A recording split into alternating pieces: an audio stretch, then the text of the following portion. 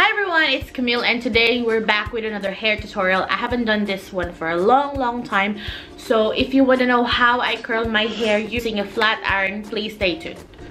So ang aking hair ay mahaba. As you can see, it's long now. And ang gagamitin muna nating prep is the Hair Cuticle Coat by Vitress. Hindi po ako sponsor ng Vitress, but yeah. Konti lang guys. Parang may shine ng aking hair. And the flat iron that I'm using is the Remington flat iron. Mura lang to guys, hindi to mahal. Kahit anong flat iron, any flat iron or hair straightener will do as long as gumagana siya. Medyo flat kasi tong aking hair, so I'm gonna put some texturizer. This is the Toni & Guy texturizer. Ni-scrunch ko lang siya na onte.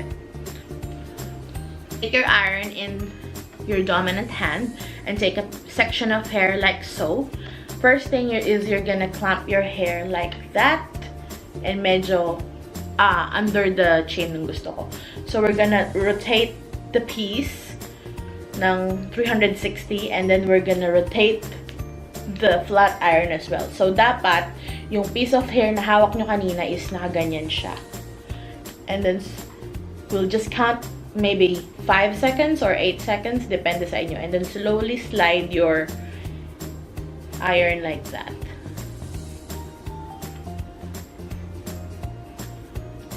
Okay. And there you have a nice medium tight curl. So ayan yung section of hair. Pwede nyo rin siyang straight na ganyan. So, get a hair. Turn around.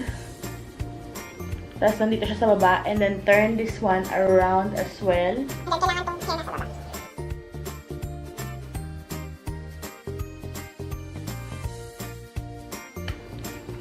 Around.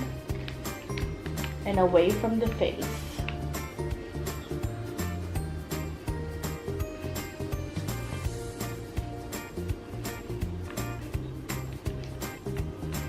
So, on the right side naman, ganun din, we're gonna take a piece of hair, a section of hair rather.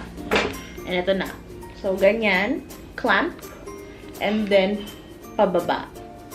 Tapos, turn natin din yung ating barrel. So, just like so.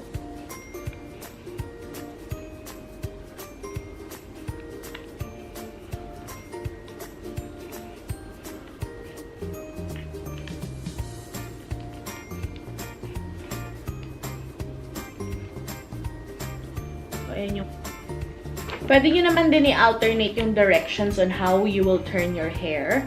Pero, mas flattering kasi sa face yung away from the face. Kaya bala.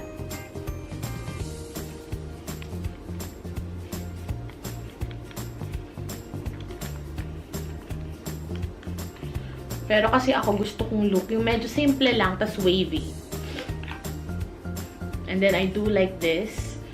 O, diba? The more na mas matagal kayong mag-hold, the more na mas tight at mas matagal yung curl. Pero kung gusto nyo yung loose lang, okay na itong mga 5 to 8 seconds. I slightly turn it a bit para lang may mga magandang definition yung effect niya.